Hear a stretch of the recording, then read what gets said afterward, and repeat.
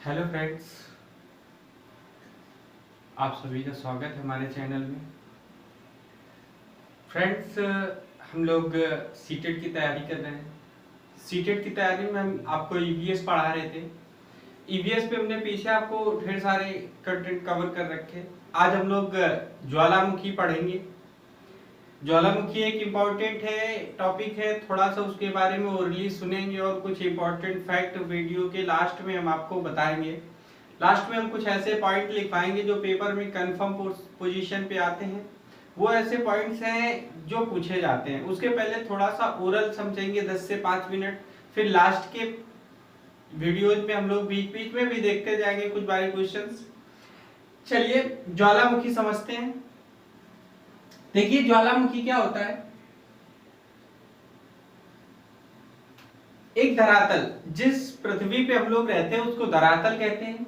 ये एक धरातल है जिसपे 3 लेयर पाई जाती हैं, ठीक है। तो धरातल के अंदर ढेर सारा कचरा पाया जाता है। पायरोप्लास्टिक जो चीजें हैं वो ढेर सारी पाई जाती हैं। ऐसी ढेर सारी चीजें जो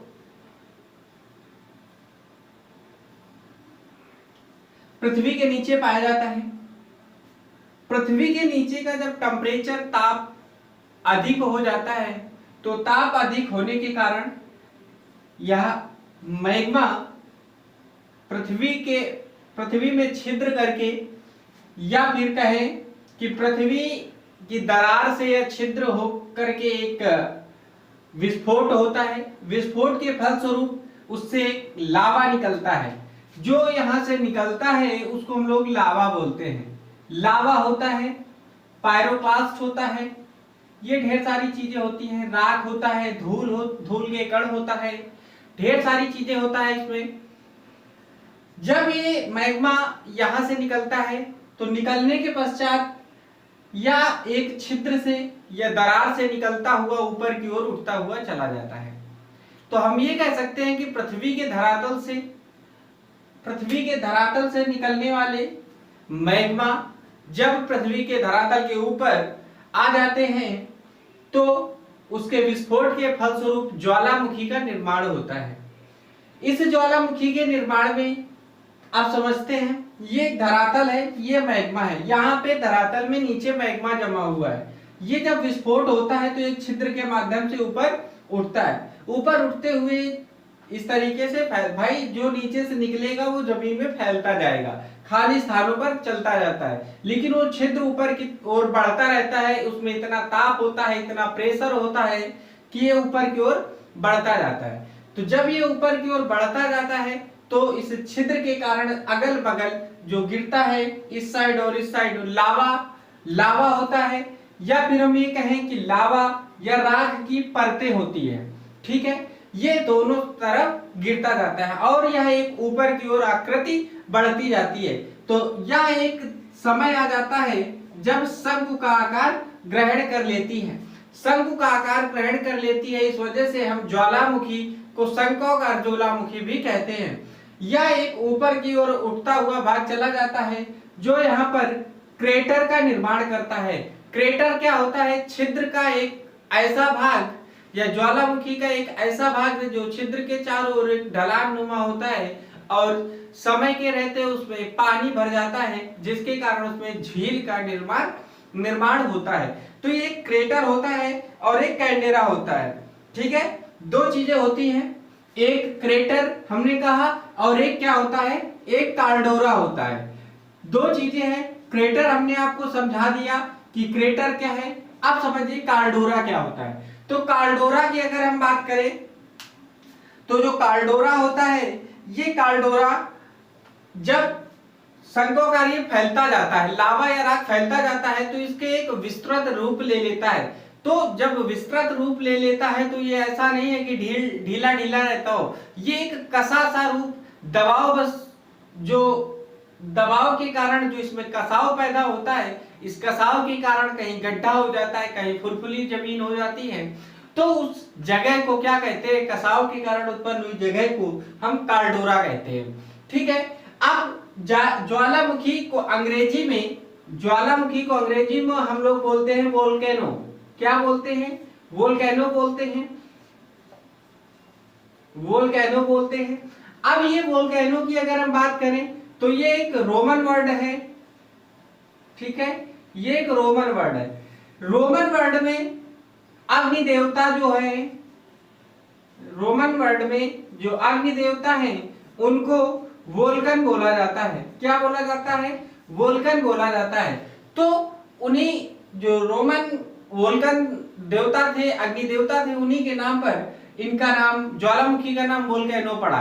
अब ऐसा एक ये भी इस ज्वालामुखी में एक चीज और मान्यता रखी गई, मान्यता मानी जाती है, एक ऐसी मान्यता भी है कि इटली में एक लिपारी द्वीप पड़ता है, वहां पर जो अग्नि देवता थे उन्होंने वोल्केनो जो थे वहां पर एक अग्निकुंड की स्थापना की थी।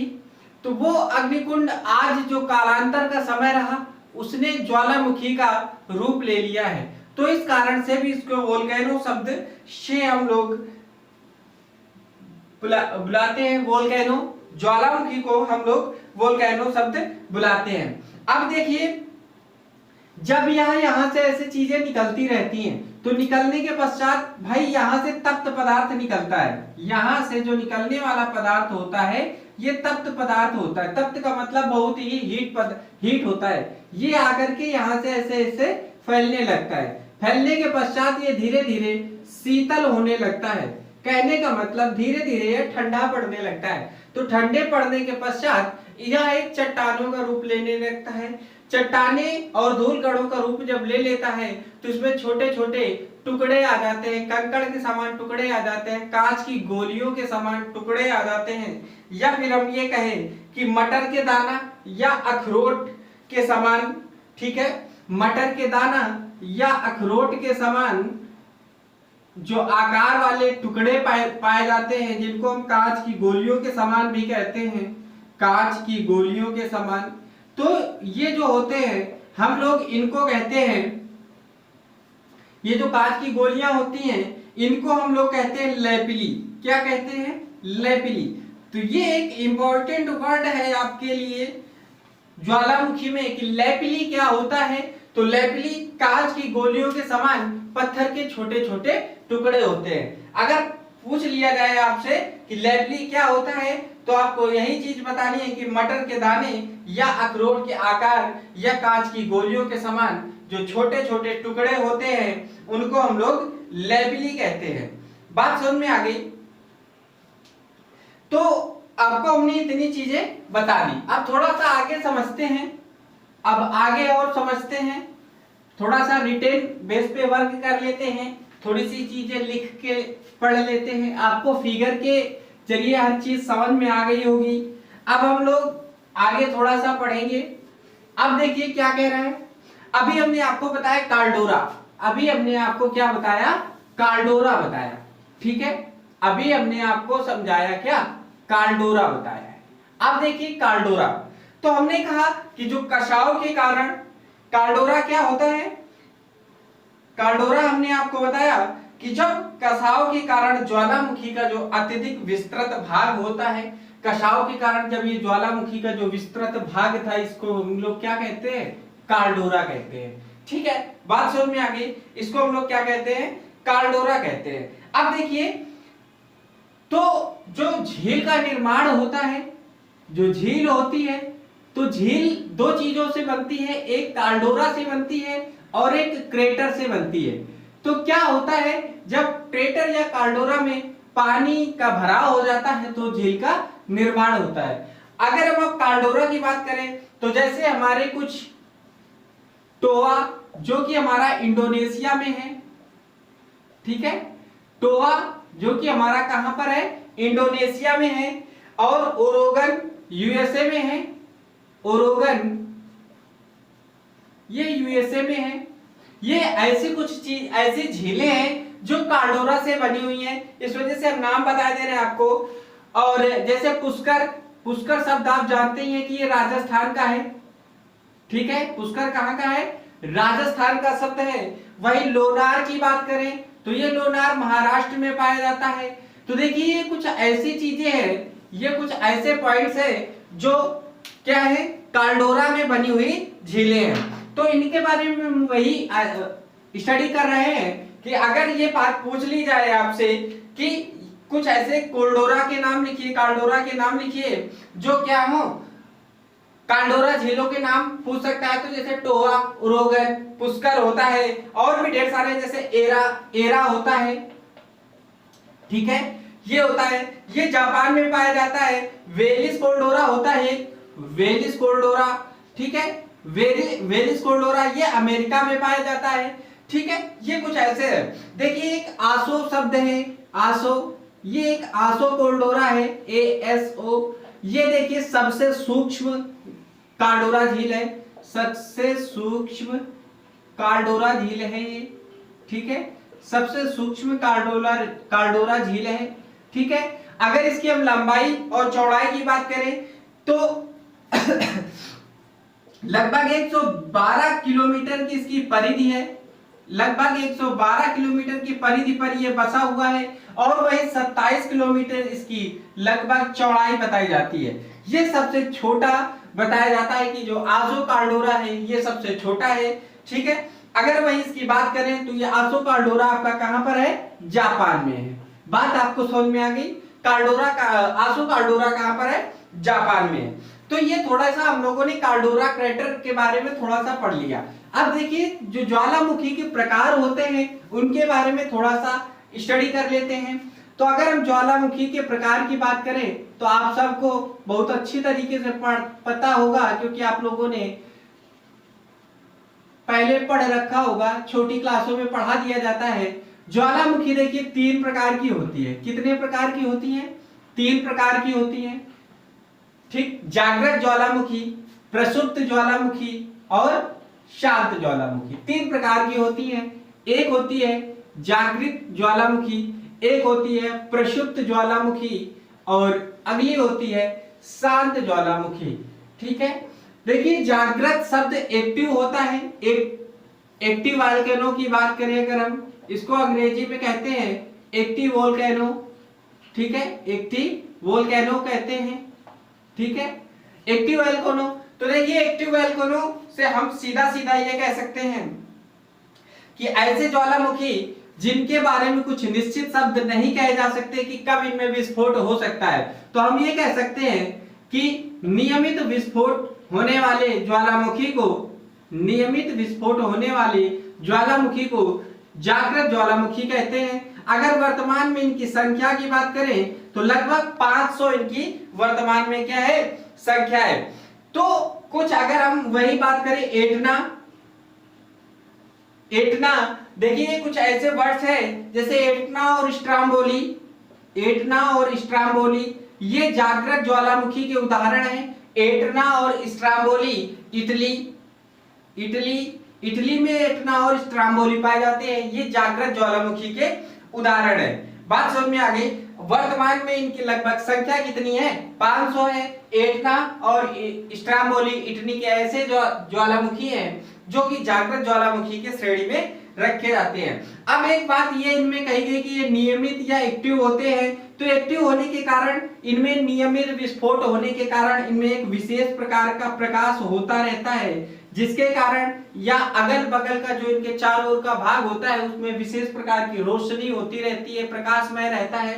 प्रकाशमय रहने के कारण इन ज्वालामुखियों को भूमध्य सागर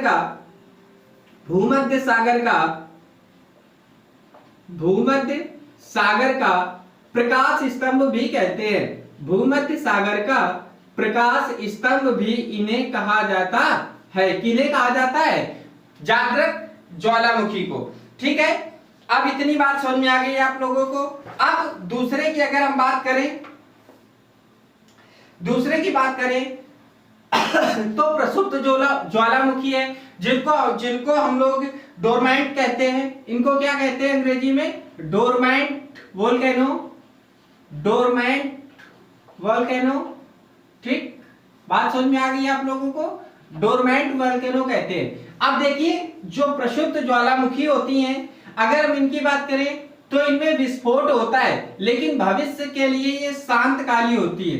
इनका भविष्य में हम ये नहीं कह सकते, या फिर ये कह ले कि ये शांत हो जाती हैं भविष्य में। एक बार जब इनमें विस्फोट हो जाता है तो फिर ये कुछ समय के लिए शांत हो जाते हैं, फिर इनमें विस्फोट नहीं होता है। इस कारण इन्हें प्रक्षुब्ध ज्वालामुखी कहते हैं। लेकिन अगर हम वही कहें तो अचानक से इनमें ज्वालामुखी में क्या विस्फोट हो सकता है। अगर हम बात करें तो इटली एक विसुवियस ज्वालामुखी है, विसुवियस ज्वालामुखी इटली का है। ये ज्वालामुखी इटली का ये विसुवियस जो ज्वालामुखी है ये हमारा डोरमेंट वोल्केनो में काउंट किया जाता है, विसुवियस ज्वालामुखी। ठीक है, अगर वही हम बात करें तो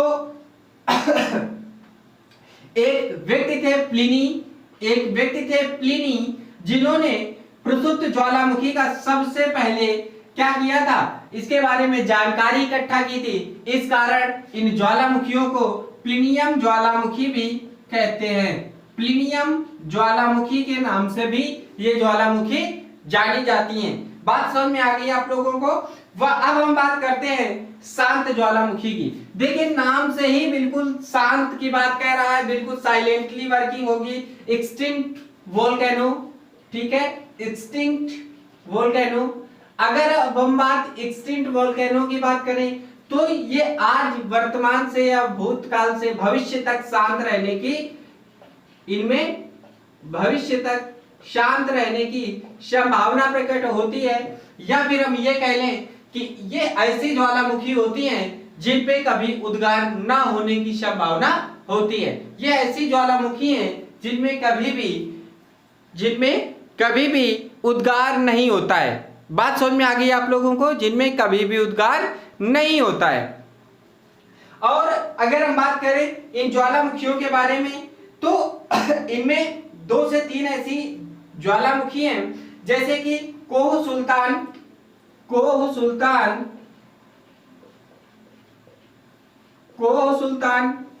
पोपा और किलिमंजारो, ठीक है, किलिमंजारो। ये ऐसी ज्वालामुखी हैं जो कि शांत ज्वालामुखी हैं और इन पर विस्फोट न जल्दी से होता है, या फिर ये कह ले कि विस्फोट इनमें होता ही नहीं है। ये ऐसी ज्वालामुखी हैं जो इनमें कभी विस्फोट नहीं होता है। चिम्बराजो एक और ज्वालामुखी जैसे चिम्बराजो, ठीक है। अगर वही बात करें अब तो पोपा जो आपकी म्यांमार में पाई जाती है, किलिमंजारो अफ्रीका की है, और जो चिम्बराजो है ये दक्षिण अमेरिका की है, और कोह सुल्तान ये आपकी ईरान की है। ये ईरान की है, ये आपकी म्यांमार की है, और किलिमंजारो आपकी अफ्रीका में पाई जाती है। और अगर बात करें चिम्बराजो की तो ये आपकी साउथ अमेरिका में पाई जाती है, दक्षिण अमेरिका में एक ज्वालामुखी है, ठीक है, दक्षिण अमेरिका में एक ज्वालामुखी है जो चिम्बराजो है। इसको हम लोग शांत ज्वालामुखी के नाम से जानते हैं। तो ये ज्वालामुखी के 3 प्रकार रहे। कौन कौन से रहे? एक्टिव वोल्केनो, डोरमेंट वोल्केनो और एक्सटिंक्ट वोल्केनो। 3 प्रकार की ज्वालामुखी हैं। अगर हम बात करें एक्टिव वोल्केनो में तो इनमें नियमित कंटिन्यू जो विस्फोट होता है वो होता रहता है। वही अगर हम प्रसुप्त की बात करें तो एक बार विस्फोट होने के बाद ये कालांतर के लिए शांत पाई जाती हैं, फिर इनमें जल्दी से विस्फोट होने की संभावना कम हो जाती है। शांत ज्वालामुखी की बात करें तो इनमें नियमित या फिर लंबे समय से विस्फोट की कोई संभावना ना हुई है और ना कभी लंबे समय तक विस्फोट की कोई संभावना दिखती है। इस कारण इनको एक्सटिंक्ट वोल्केनो कहते हैं, ठीक है। अगर एक्सटिंक्ट वोल्केनो की बात करें तो जैसे आपका किलिमंजारो, चिम्बराजो और कोह सुल्तान और पोपा, ये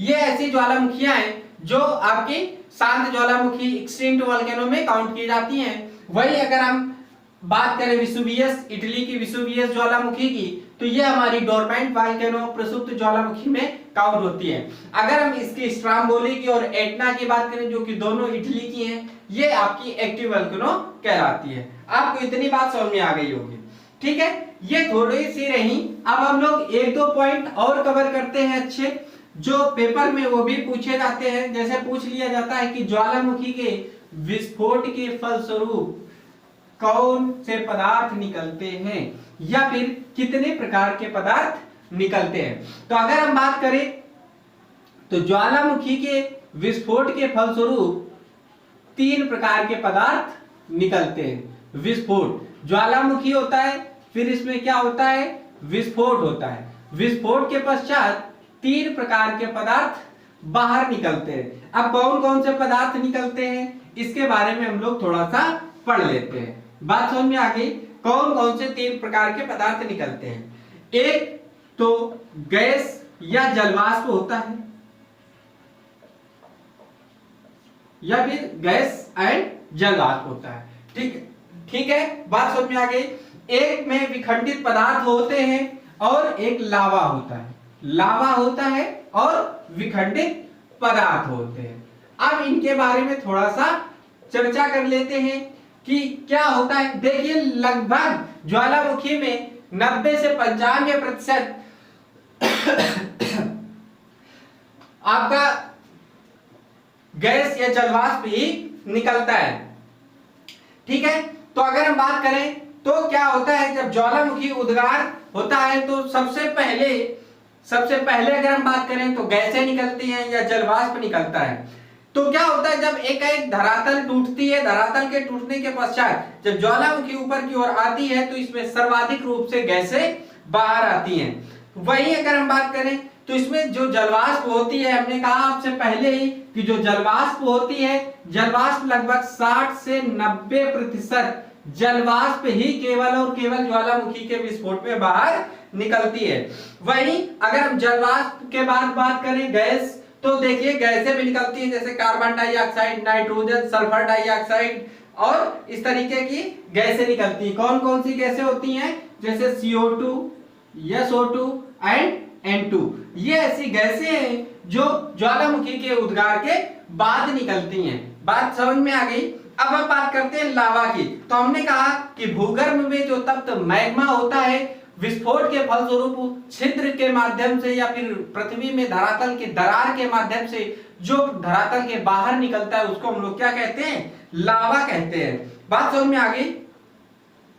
जब यह लावा बाहर निकलता है तो एक लहर के समान तेजी, जैसे समुद्र में आपने देखा होगा लहर आगे बढ़ती हुई चली आती, वैसे ये लहर की तरह ऊपर से नीचे की ओर बहता चला जाता है, तो ये लावा होता है। बात समझ में आ गई। लावा आपको 2 रंग का देखने को मिलेगा, एक हल्का पीला रंग का होगा और एक दूसरा होगा जो कि काले रंग का होगा। लावा आपको 2 तरह का देखने को मिलेगा। ठीक है, इसको हमने कहा कि ये लहर के समान आता है। रंग की बात करें तो लावा का रंग 2 प्रकार से होगा, एक हल्का पीला रंग होगा या फिर काला रंग होगा।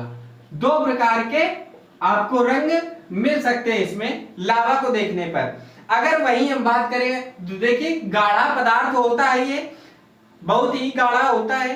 तो जब हल्का पीला वाला रंग क्या होता है, गाढ़े पदार्थ का द्रव तापमान पिघलने के कारण क्या हो जाता है, लावा। या देखिए जो हल्का पीला और काला पदार्थ होता है तो ये अम्लीय होता है। ये किस प्रकार का होता है, ये अम्लीय होता है। और वहीं इसकी बात करें तो ये क्षारीय होता है, क्षारीय। ठीक है, मतलब इसकी बात करें तो ये एसिडिक होता है। ठीक है, कैसा होता है, एसिडिक होता है। और ये आपका बेस का होता है। ठीक है, बेसिक होता है, बेस्ड होता है। बात समझ में आ गई आप लोगों को, कोई दिक्कत। बेस्ड या बेसिक हम बात कर लेते हैं। बेसिक होता है। बात समझ में आ गई आप लोगों को कि 2 प्रकार के लावा के रंग वाले पदार्थ निकलते हैं। हल्का पीला रंग का गाढ़ा तरल पदार्थ निकलता है जो कि नीचे से बहुत तप्त पदार्थ निकलता है, और यह धरातल पर आने के बाद अम्लीय पदार्थ निकल के आता है। वही जो काले रंग का होता है, ठीक है, इसमें भार अधिक होता है। इसकी अपेक्षा अगर हम बात करें तो इसमें क्या होता है, भार अधिक होता है। इसकी अपेक्षा काले रंग वाले जो पदार्थ होता है, जो लावा होता है, उसमें भार अधिक होता है। भार होने के कारण इसमें फैलने का जो गुण होता है वो भी ज्यादा हो जाता है। जब ये फैलेगा जल्दी तो ये ठंडा भी ज्यादा होगा। बात समझ में आ गई आपको। अब हम बात करते हैं विखंडित पदार्थ की। तो देखिए जो विखंडित पदार्थ होता है, तो विखंडित पदार्थ में हम लोगों को ढेर सारी चीजें पढ़ने को मिलती हैं। ठीक है, जैसे कि अगर अभी हमने आपको बताया था लेपिली, एक शब्द हमने आपको बताया था लेपिली बताया था, ठीक है। लेपिली जो होता है वो विखंडित पदार्थ ही होता है, ठीक है। वही अगर बॉम्ब स्कोरिया की बात करें, जैसे लेपिली हो गया, बॉम्ब हो गया, स्कोरिया हो गया, ठीक है, स्कोरिया हो गया, ये ऐसे शब्द हैं जो आपके विखंडित पदार्थों में आते हैं, ठीक है। और भी ढेर सारे शब्द होते हैं, जैसे टफ होता है, बेसिया होता है, राख होती है, धूल होती है, प्यूमिस होती है। देखिए राख, धूल होती है, ठीक है, राख और धूल की बात करें तो वो इसी में आता है, प्यूमिस की बात करें वो इसी में आता है, और हमने कहा कि टफ, ये ऐसी चीजें हैं जो विखंडित पदार्थ होते हैं, ठीक है, ये निकलते हैं। देखिए इसमें एक पायरोक्लास्टिक वर्ड भी यूज होता है, पायरोक्लास्टिक वर्ड, या फिर इसी को हम लोग पायरोक्लास्ट कहते हैं। तो देखिए जो पायरोक्लास्ट होता है, ये पायरोक्लास्ट एक ऐसा वर्ड है जो चट्टान के टुकड़ों से निकलता है। चट्टान के जो टुकड़े होते हैं, जो धूल के बड़े बड़े कण होते हैं, उसको हम लोग पायरोक्लास्ट कहते हैं, ठीक है। इतना हम लोगों ने ज्वालामुखी के बारे में पढ़ लिया है। बात समझ में आ गई आप लोगों को? ज्वालामुखी के बारे में हम लोगों ने इतना पढ़ लिया। यहां तक आपको कोई भी दिक्कत हो तो आप बताएं हमको। यहां तक अगर आपको कोई भी दिक्कत है तो आप हमको बताइए। आपको हर चीज समझ में आ रही होगी, कोई दिक्कत तो नहीं होगी ना? ठीक है। अब देखिए ये इतनी सारी चीजें हो गई। अब इसमें हम 2 से 3 ऐसे लगभग हमने आपको, देखिए लगभग अगर हम बात करें तो आपको हमने हर चीज लिखा दिया है। फिर भी आपको 1-2 चीजें, 1-2 ज्वालामुखी और लिख लीजिए, जैसे कोटोपैक्सी होती है। अभी हमने जो देखो जो हमने बता दिया है उनके बारे में हम आपको नहीं समझाएंगे। स्ट्राम्बोली, किलिमंजारो, ठीक है, इनके बारे में हम आपको अब कुछ नहीं बताने वाले।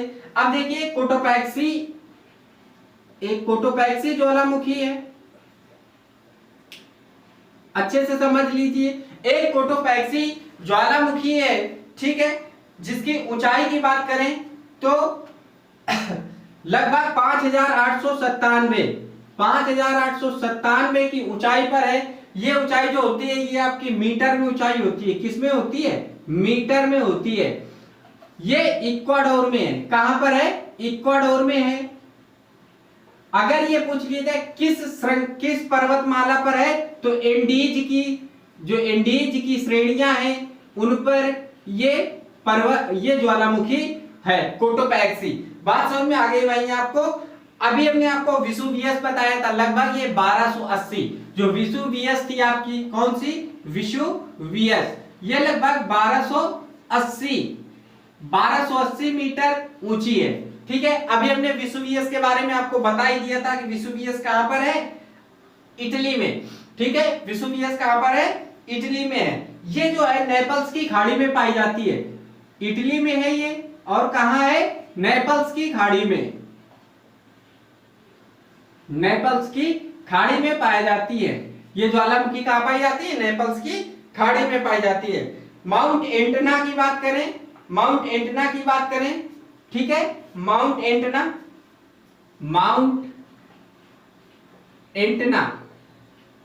ठीक है, लगभग 3308 मीटर ऊंची है, और ये सिसिली द्वीप के पास पड़ती है। कहां पर पड़ती है? सिसिली द्वीप के। अभी हमने आपको एक वर्ड यूज किया था, लिपारी द्वीप। जो लिपारी द्वीप था वो सिसिली द्वीप के उत्तर में था। कहां पर था? उत्तर में। लिपारी द्वीप जो था आपका वो कहां पर था? इसके नॉर्थ पोजीशन पर था। और लिपारी द्वीप हमने आपको बताया कहां था? इटली में था। तो ये भी सिसिली द्वीप कहां पर होगा?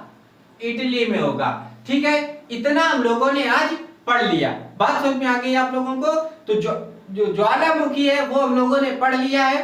अब अगले क्लास पे हम लोग पर्वतमाला पढ़ेंगे, पर्वत पढ़ेंगे, माउंटेन पढ़ेंगे, ठीक है। आज के लिए इतना ही। आप लोग वीडियो शेयर करें, ज्यादा से ज्यादा वीडियो शेयर करें। अगर आपको वीडियो पसंद आया है तो वीडियो को लाइक करें, और हमारे आने वाले नए वीडियोज की नोटिफिकेशन के लिए आप लोग वीडियो को सब्सक्राइब कर ले और बेल आइकन को भी ऑन कर लीजिए। ओके फ्रेंड्स, तो मिलते हैं अगली क्लास में। तब तक के लिए टाटा, बाय बाय।